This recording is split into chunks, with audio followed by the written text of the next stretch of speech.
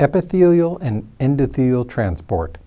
How we're going to get molecules both across a cell, across a vessel, and across a tissue. This is going to be very helpful for reabsorption, absorption, and then also delivery of substances from the blood to various tissues.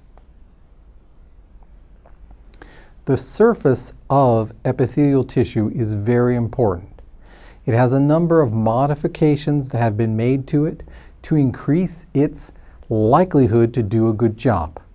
These apical membranes, and the apical membrane is the membrane closest to the tube. This oftentimes has been modified to include more surface area, and how it has included more surface area is by projections, things like villi and microvilli.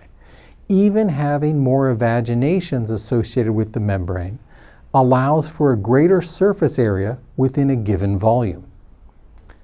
The other way that there can be apical modifications is by cilia.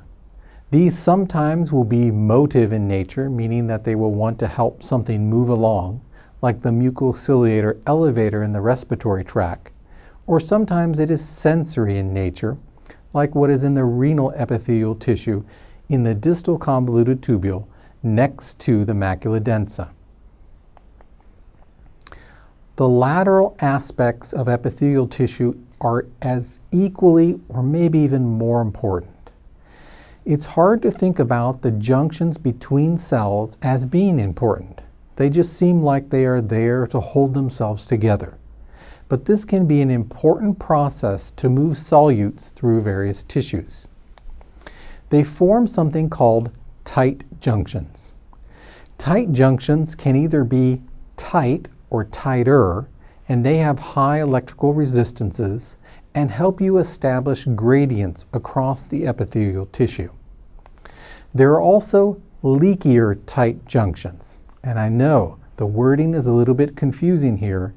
They are called tight junctions, but some tight junctions are not as tight as others. So we call those leakier. The tight junctions that are tighter, we call tighter. So leakier tight junctions have a lower electrical resistance, and they oftentimes are there to help isoosmotic movement of fluids. The lateral aspects also have some anchoring junctions. Now these are the ones to help hold it together. They have cell-to-cell interactions, which involves these adhering junction and desmosomes, as well as having gap junctions. Gap junctions help two cells communicate between each other across this distance of having both plasma membranes. The basolateral membrane of epithelial surfaces also can have surface area enhancing structures, such as invaginations or infoldings. But they are very important to be able to hold tight to something else, usually from the epithelial surface to another cell surface. They use hemiosomes for this and focal adhesions. Epithelial transport allows for multiple ways in which you're going to get across that membrane surface. You can either move between a cell by those lateral mechanisms, and that's known as paracellular flow.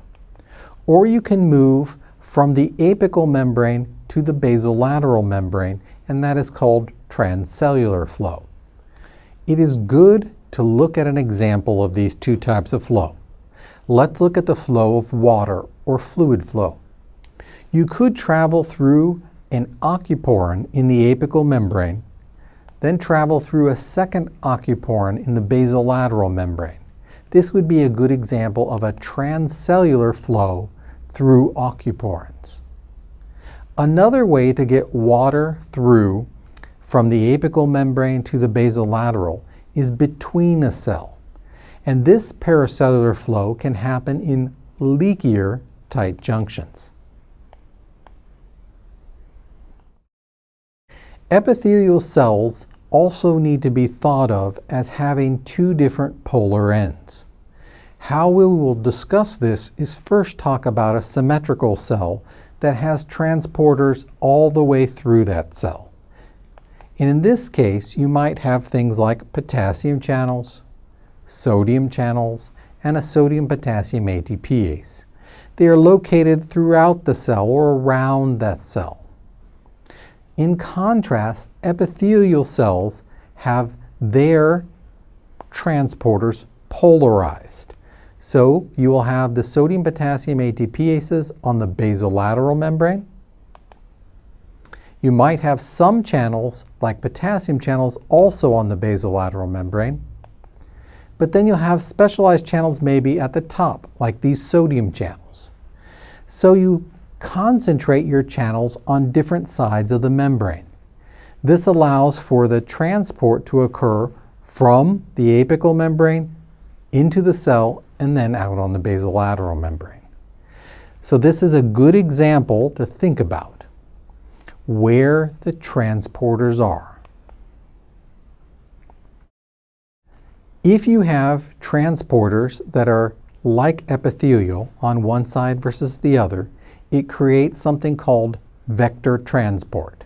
And this is moving something across a cell layer. So where would you want to move something across a cell layer? Well, here it might be to transport, let's say, foodstuff from the gut or from the GI tract across enterocytes into the interstitial fluid to be picked up by the blood.